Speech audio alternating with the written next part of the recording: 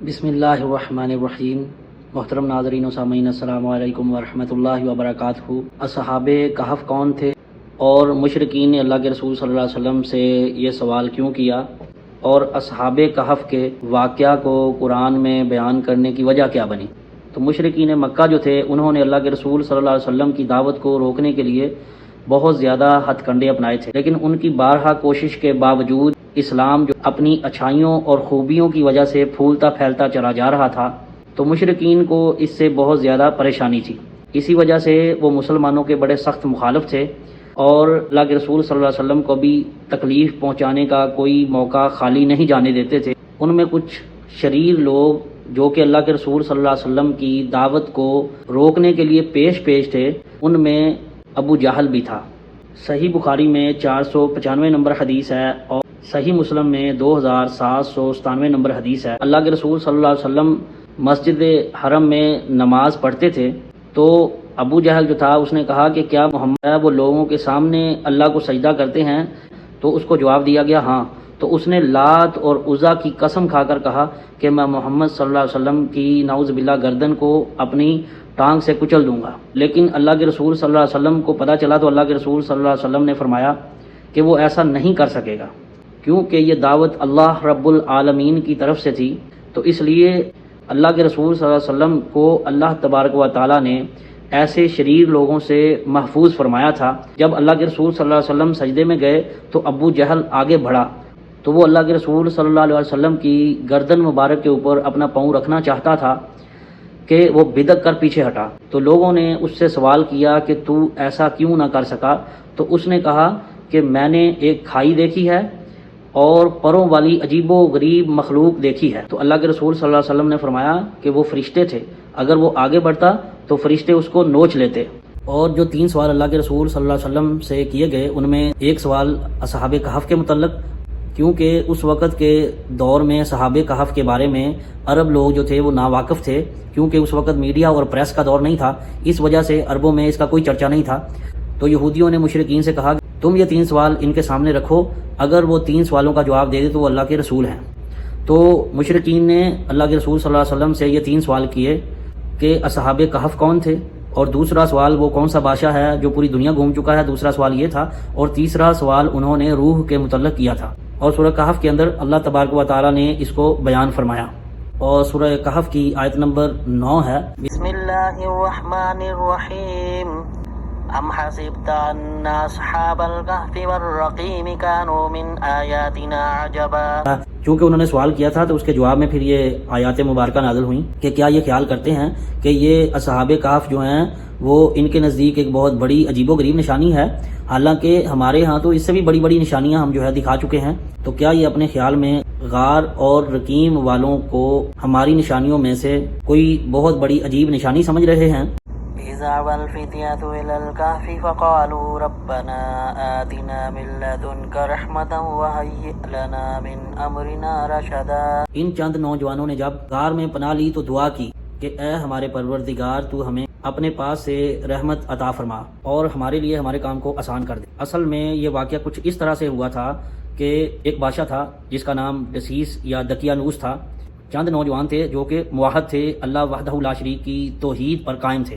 تو اس وقت کا جو بادشاہ تھا جس کا نام دسیس یا دقیانوس تھا، وہ مشرک تھا اور سرکاری طور کے اوپر اس نے شرک کو بہت زیادہ عام کیا ہوا تھا، اور انہی وجوہات کی بنیاد پر وہ ان موحدین کو پسند نہیں کرتا تھا۔ تو اس نے ان کو مہلت دی کہ تمہیں کچھ دن کی مہلت ہے، تم جو ہے اپنے سوچ سمجھ لو، اور اگر تم اپنے دین کو نہیں چھوڑو گے، توحید کو نہیں چھوڑو گے، چونکہ یہ سیدنا عیسیٰ علیہ السلام کے ماننے والے تھے، اور سیدنا عیسیٰ علیہ السلام کو 33 سال کی زندگی کے اندر ہی اللہ نے آسمان کے اوپر زندہ اٹھا لیا تھا۔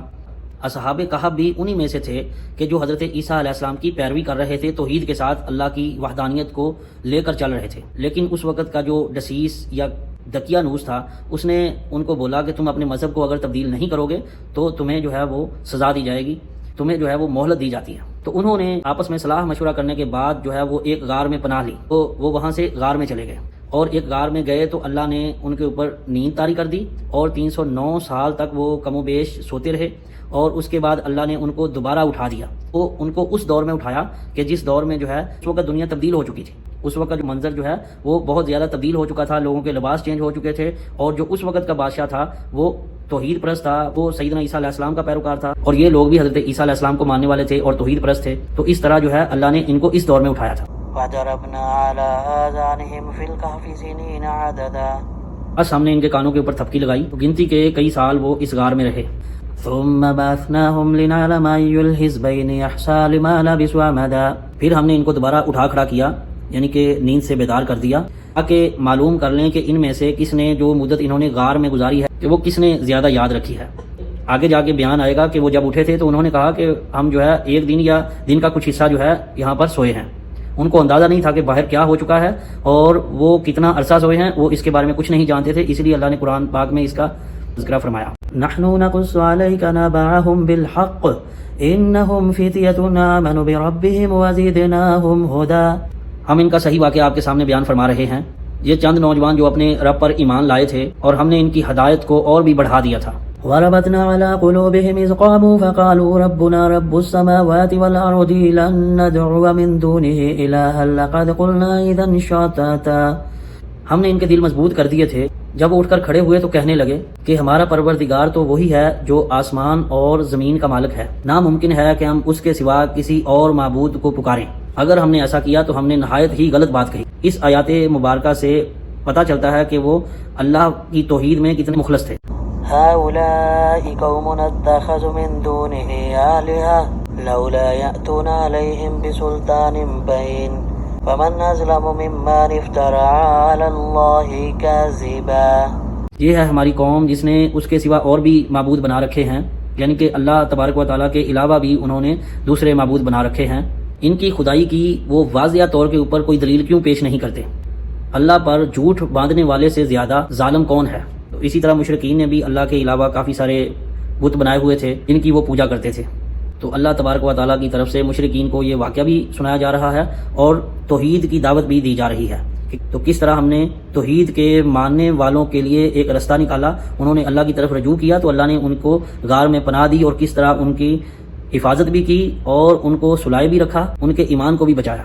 وَإِذْ اعْتَزَلْتُمُوهُمْ وَمَا يَعْبُدُونَ إِلَّا اللَّهَ فَأْوُوا إِلَى الْكَهْفِ يَنشُرْ لَكُمْ رَبُّكُمْ مِنْ رَحْمَتِهِ وَيُهَيِّئْ لَكُمْ مِنْ أَمْرِكُمْ مِرْفَاقًا.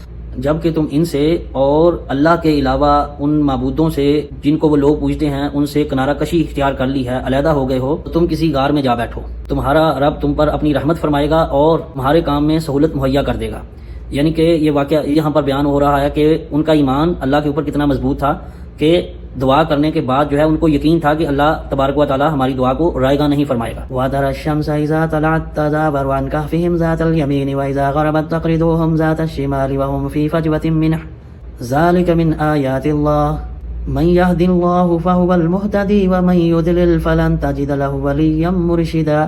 آپ دیکھیں گے کہ سورج جو ہے بوقت طلوع ان کے غار سے دائیں جانب کو جھک جاتا ہے اور غروب ہونے کے وقت بائیں جانب سے کترا کر نکل جاتا ہے، اور وہ اس غار میں کشادہ جگہ پر ہیں. یہ اللہ کی نشانیوں میں سے ہے.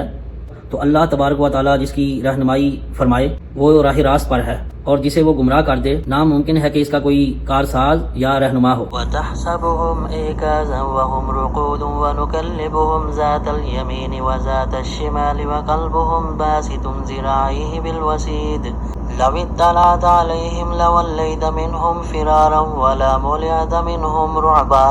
آپ خیال کرتے کہ وہ بیدار ہیں، دیکھنے والوں میں سے اگر کوئی ان کو دیکھتا تو ایسے لگتا کہ جیسے کہ وہ بیدار ہیں اور جاگ رہے ہیں. اگر وہ جس حالت میں لیٹے ہوئے تھے، سوئے ہوئے تھے، اگر ان کو کوئی باہر سے دیکھ بھی لیتا تو وہ یہی سمجھتا کہ یہ جاگ رہے ہیں، سوئے نہیں ہوئے، حالانکہ وہ سوئے ہوئے تھے. اور ہم ان کی دائیں اور بائیں کروٹیں تبدیل کرتے تھے. ان کا کتا بھی ان کے غار کے باہر جو ہے وہ اپنے ہاتھوں کو پھیلائے ہوئے تھا، اور اگر دیکھنے والا کوئی اندر جھانک کر دیکھتا تو وہ خوف کے مارے پیچھے مڑ کر بھاگ جاتا. وَكَذَلِكَ بَعَثْنَاهُمْ لِيَتَسَاءَلُوا بَيْنَهُمْ قَالَ قَائِلٌ مِّنْهُمْ كَمْ لَبِثْتُمْ قَالُوا لَبِثْنَا يَوْمًا أَوْ بَعْضَ يَوْمٍ قَالُوا رَبُّكُمْ أَعْلَمُ بِمَا لَبِثْتُمْ فَابْعَثُوا أَحَدَكُمْ بِوَرِقِكُمْ هَٰذِهِ إِلَى الْمَدِينَةِ فَلْيَنظُرْ أَيُّهَا أَزْكَىٰ طَعَامًا فَلْيَأْتِكُمْ بِرِزْقٍ مِّنْهُ وَلْيَتَلَطَّفْ وَلَا يُشْعِرَنَّ بِكُمْ أَحَدًا. اس طرح ہم نے ان کو اٹھا دیا تاکہ وہ آپس میں پوچھ گچھ کر لیں کہ وہ اتنی مدت سوئے ہیں. تو انہوں نے کہا کہ ایک دن یا اس سے بھی ایک دن کا بھی کچھ حصہ کہ تمہارے ٹھہرے رہنے کی مدت تو اللہ تبارک و تعالیٰ ہی بخوبی جانتا ہے. تو انہوں نے اپنے میں سے ایک بندے کو کہا کہ ایک بندہ جائے اور یہ سکہ لے کر, تو وہ جا کر جو ہے وہ اچھا کھانا دیکھ کر, پاکیزہ کھانا جو ہے وہ دیکھ کر لائے اور بات نرمی سے کرے تاکہ کسی کو پتہ نہ چلے. تو جیسے ہی ان میں سے ایک بندہ سکہ لے کر کسی دکان پر گیا کھانا لینے کے لیے, تو اس نے دکاندار کو سکہ دیا. تو دکاندار نے یہی سمجھا کہ اس کے ہاتھ میں کوئی خزانہ لگ گیا ہے. تو اس نے وہ سکہ لے کر جو ہے اسے پوچھنا شروع کر دیا کہ بھئی آپ نے یہ سکہ کہاں سے لیا ہے, کیا تمہارے پاس کوئی خزانہ لگ گیا ہے؟ تو جب اس نے کہا کہ ایسی کوئی بات نہیں ہے, تو انہوں نے اس کو سرکاری امال کے حوالے کر دیا, اور اس طرح بات جو ہے وہ پورے شہر میں پھیل گئی. اور اصحاب کہف جس دور میں سوئے ہوئے تھے, جب سو کر اٹھے تھے تو اس دور میں یہ مسئلہ بھی بہت زیادہ ڈسکس ہو رہا تھا کہ بعض لوگ جو ہے وہ مرنے کے بعد اٹھنے کے اوپر ایمان نہیں رکھتے تھے, اور یہودیوں نے اس کے اوپر ایسے دلائل کھڑے کیے تھے جس کا جواب عیسائیوں کی طرف سے کوئی تسلی بخش نہیں دیا جا رہا تھا.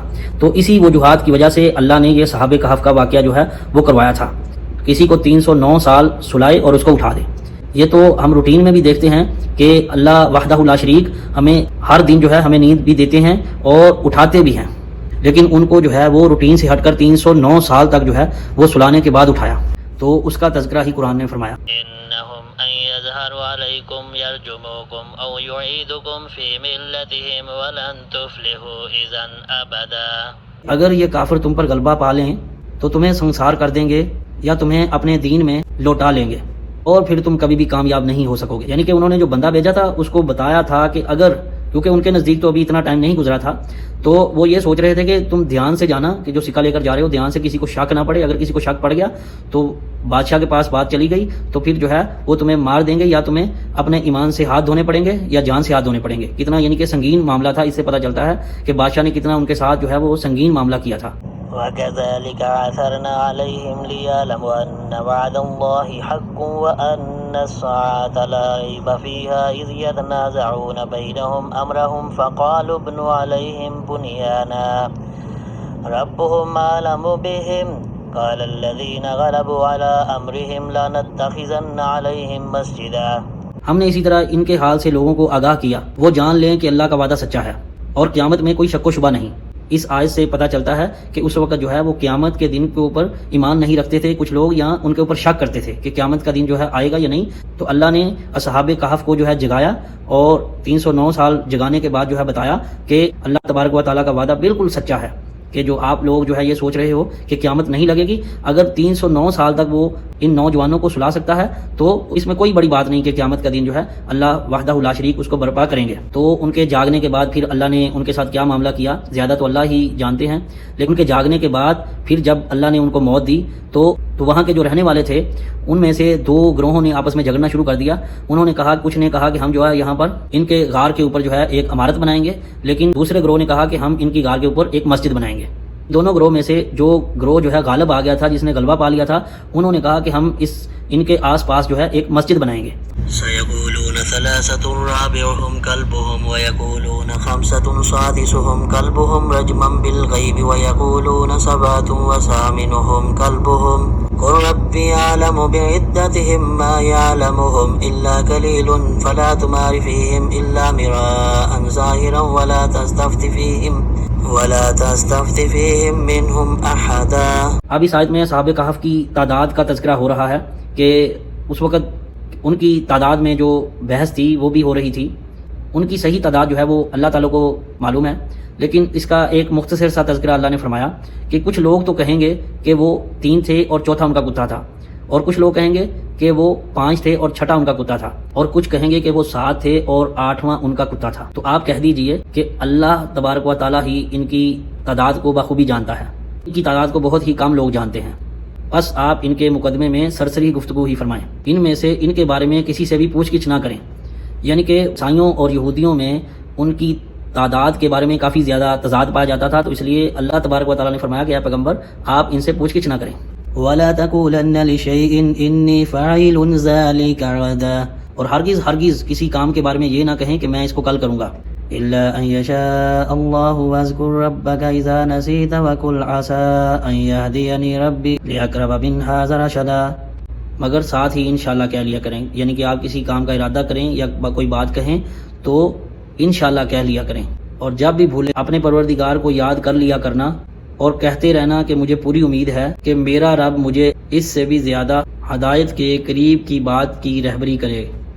وَلَبِثُوا فِي كَهْفِهِمْ 300 سِنِينَ وَازْدَادُوا 9 وہ لوگ اپنے غار میں 300 سال تک رہے اور 9 سال اور زیادہ گزارے۔ اس آیت میں تو اللہ پاک نے فرمایا کہ 300 سال تک وہ سوتے رہے اور 9 سال اوپر، لیکن اگلی جو آیت ہے اس سے یہ پتہ چلتا ہے ان کے سونے کے جو سالوں کی تعداد ہے وہ اللہ ہی بخوبی جانتا ہے۔ اور اس طرح اللہ تبارک و تعالیٰ نے قرآن میں اصحاب کہف کے واقعہ کو مشرکین کے سامنے بیان فرمایا کہ محمد واقعتاً ہی اللہ کے رسول ہیں صلی اللہ علیہ وسلم۔